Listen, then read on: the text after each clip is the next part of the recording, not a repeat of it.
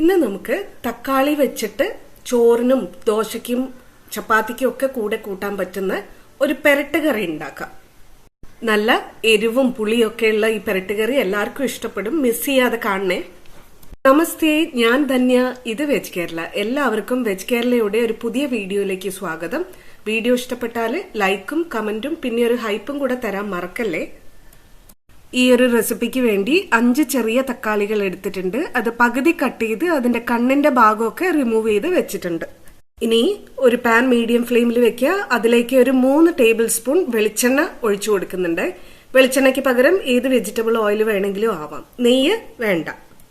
എണ്ണ ചൂടാകുമ്പോൾ ആദ്യം നമ്മൾ ഇതിൽ വറുത്ത് കോരി എടുക്കാൻ പോകുന്നത് വെളുത്തുള്ളിയാണ്. ഒരു 10-12 എണ്ണം എടുത്തിട്ടുണ്ട്.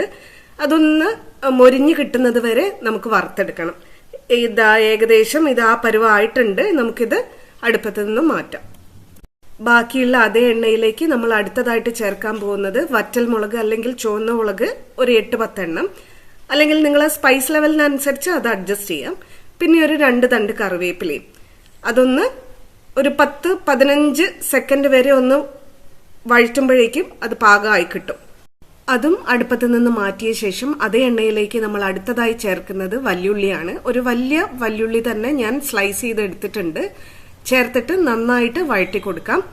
നമ്മളുണ്ടല്ലോ, ഇപ്പം നമ്മൾ ഫോളോ ചെയ്ത അതേ ഓർഡറിൽ ഇൻഗ്രീഡിയൻസ് വഴറ്റി എടുത്തു കഴിഞ്ഞാൽ നമുക്ക് അധികം എണ്ണ യൂസ് ചെയ്യേണ്ടി വരില്ല കേട്ടോ. ഇതാ ഉള്ളി ഏകദേശം നമുക്ക് വേണ്ട പാകത്തിനായിട്ടുണ്ട്. നന്നായിട്ട് മൊരിഞ്ഞു കിട്ടിയിട്ടുണ്ട്. ഇനി ഇത് നമുക്ക് അടുപ്പത്ത് നിന്നും മാറ്റാം. ഇനി പാനിലേക്ക് 1 ടീസ്പൂൺ വെജിറ്റബിൾ ഓയിൽ അല്ലെങ്കിൽ കോക്കനട്ട് ഓയിലും കൂടെ ചേർത്ത് കൊടുക്കാം. എന്നിട്ട് അതിലേക്ക് നമ്മൾ കട്ട് ചെയ്ത് വെച്ച തക്കാളി അപ്സൈഡ് ഡൗൺ ആയിട്ട്, അതായത് കട്ട് ചെയ്ത ഭാഗം പാനിലേക്ക് തട്ടുന്ന വിധത്തിൽ അറേഞ്ച് ചെയ്ത് കൊടുക്കാം. ഒരൽപ്പം പൊടിയുപ്പും കൂടെ ചേർത്തിട്ട് അടച്ചു വെച്ച് 2 മിനിറ്റ് നേരം വേവിക്കാം. നമ്മൾ അടച്ചു വെച്ച് വേവിക്കുന്നത് കൊണ്ട് അടപ്പിൽ നിന്നുള്ള വെള്ളം ഇറ്റ് വീണിട്ട് അതിനകത്ത് എപ്പോഴും ഈർപ്പവും വെള്ളവും ഉണ്ടായിരിക്കും. അപ്പൊ കരിയെന്നുള്ള പേടി വേണ്ട. 2 മിനിറ്റ് കഴിഞ്ഞ് ഓപ്പൺ ചെയ്തിട്ട് നേരെ തിരിച്ചിട്ട് കൊടുക്കുക. തോല് വരുന്ന ഭാഗം പാനിലേക്ക് തട്ടുന്ന വിധത്തിൽ അറേഞ്ച് ചെയ്ത് കൊടുക്കുക. വീണ്ടും 2 മിനിറ്റ് നേരം കൂടെ അടച്ചു വെച്ച് വേവിച്ച ശേഷം തുറക്കുമ്പോൾ തോല് അതിന്റെ ഫ്ലഷിൽ നിന്ന് വിട്ടു വന്നിട്ടുണ്ടാവും. തോലൊക്കെ മാറ്റിയ ശേഷം ഫ്ലഷ് മാത്രം നമുക്ക് മറ്റൊരു പാത്രത്തിലേക്ക് മാറ്റാം. ഇപ്പൊ എല്ലാ ഇൻഗ്രീഡിയൻസും റെഡിയാണ്. നമുക്കിനി ഇതൊന്ന് മാഷ് ചെയ്തെടുക്കണം കൈ വെച്ചിട്ട്. ട്രഡീഷണലി ഇത് കൈ വെച്ചിട്ടാണ് ചെയ്യുന്നത്. പക്ഷെ നിങ്ങൾ അതിൽ ഓക്കെ അല്ല എന്നുണ്ടെങ്കിൽ നിങ്ങൾക്ക് ഒരു ചെറിയ മിക്സർ ജാറിലേക്ക് ഇട്ട് തരിതരിപ്പായിട്ടൊന്ന് ക്രഷ് ചെയ്തെടുക്കാം. ഇതുപോലെ.